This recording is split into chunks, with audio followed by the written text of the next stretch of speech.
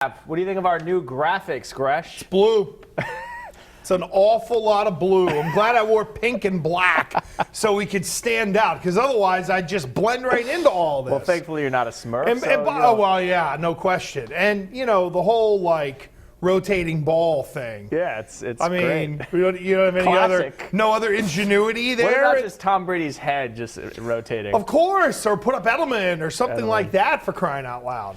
There's a lot of people who have a lot of opinions on what you should be doing anyway, so just go to Twitter or something, or ask around. Go upstairs and ask Dave York and see what he thinks. All right, let's get into it here. Thomas Edward Brady has a banged-up ankle. Are you concerned? What are we, eloquent now? What the hell is this, PBS? Is that his middle name? I don't know. I just figured it was Giselle or something.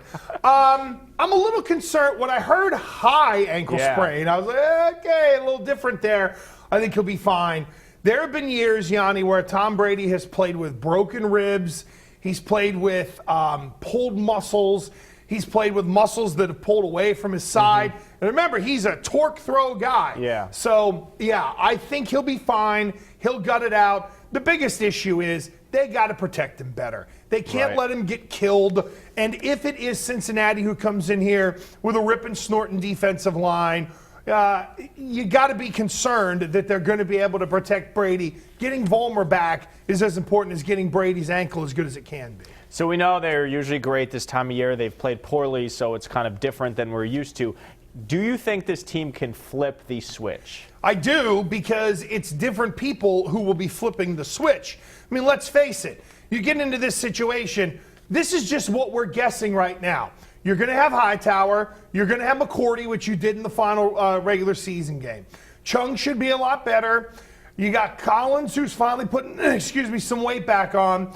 You're going to get Vollmer. You're going to get Edelman. Amendola's a little healthier because you got 11. Then 87's get the ability to occupy the middle of the field. I think you're figuring it out at running back. So, yes, I think they will be able to flip the switch, because it's about what the football team is going to become when those guys get back on the field. All right.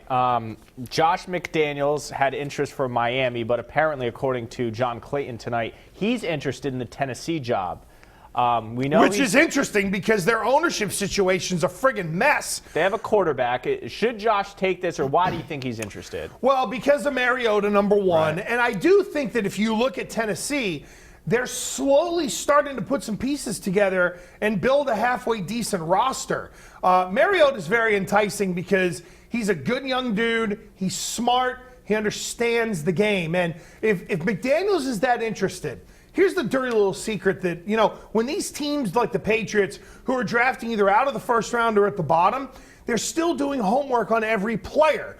So this kind of tells me that the work that the Patriots did on Mariota, whatever it is, McDaniels really, really liked it. Now, here's the other deal with Tennessee.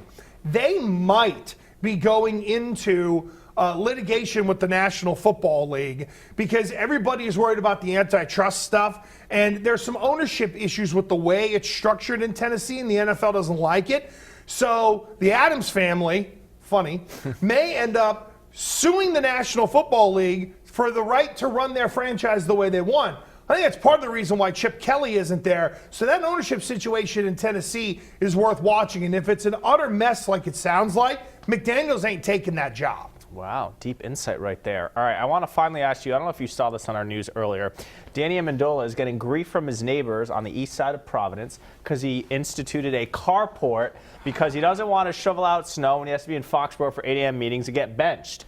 So if he gets rid of the carport, is he going to be shoveling snow like your boy Brandon Spikes, come late to practice and get benched? How's this going to work out? Here's all he has to do to these dimwits who are busting his chops, okay?